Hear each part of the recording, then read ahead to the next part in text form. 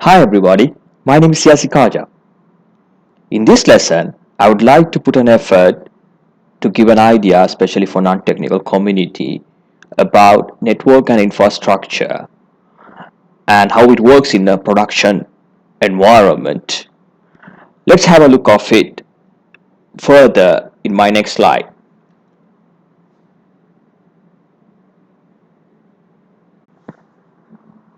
When we build a network infrastructure, for my convenience, I do categorize into three main sectors. They are network equipments, network cables, and network configurations.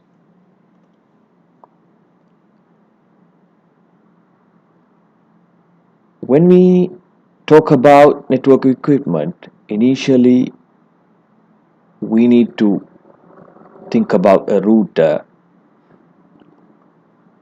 When we purchase an internet service from a provider of the country, we do usually receive a router which routes internet data packet to internal network.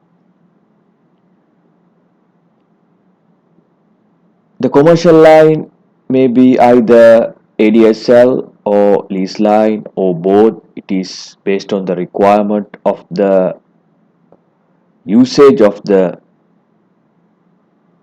organization or company. We need to majorly consider about the bandwidth of the internet line when you purchase it. These days in the UAE we use 500 Mbps lines. I do usually get at least two internet lines to balance the data traffic. If one line goes into peak level of usage, it should switch to the other one. Likewise, we can increase the number of internet lines based on the number of usage of the organization.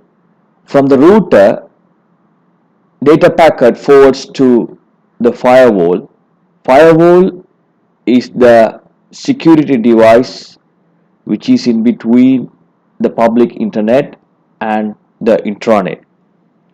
What it does is it drops unnecessary packets which comes from the external network, filter it and forward it to the internal network in a secured manner. If I talk about the concept of a firewall, let's think data packet is equal to a person. When that person stays at a public park, there is a high chance to have a risk of an incident to him rather than he stays at his own house. When he stays at his own house, he is secured through the wall and the door of his home, and he has got a privacy inside his home rather than a public park. When we talk about firewall further, we need to discuss major configurations we need to perform inside a firewall in order to establish the connection in between the public internet and the intranet. They are NAT, access rules, and access policies. NAT is network address translation.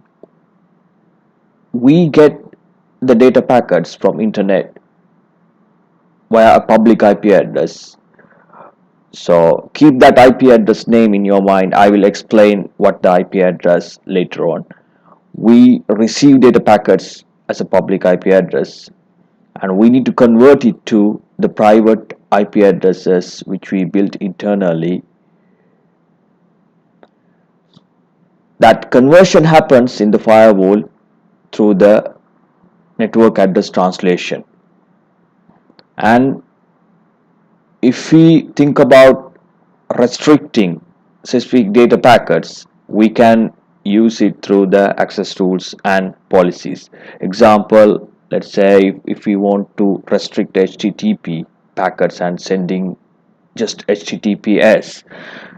We have to create rules blocking port number 80 and just forwarding port 443 instead. There are a few brands of firewalls available in the market. I have used Palo Alto, WatchGuard, SonicWall, Fortinet, and Cisco ASA while building networks in different organizations or companies during my experience of a career, because they perform well, and I do recommend to use them during the implementation of networks. From firewall, we do restrict unnecessary data packets and forward it to the switch. Before talking about switch, I would like to have a little word about IP address. IP address is the number which network administrator or engineer identifies the client device in order to perform his activities and monitor the stability of networks from his end. Let's talk about switch now. Technically, we identify the switch as a layer 2 device, which is the perfect location to separate IP address ranges based on the required services of the clients. Example, if the client need printing service, we need to make a separate VLAN. VLAN means virtual LANs.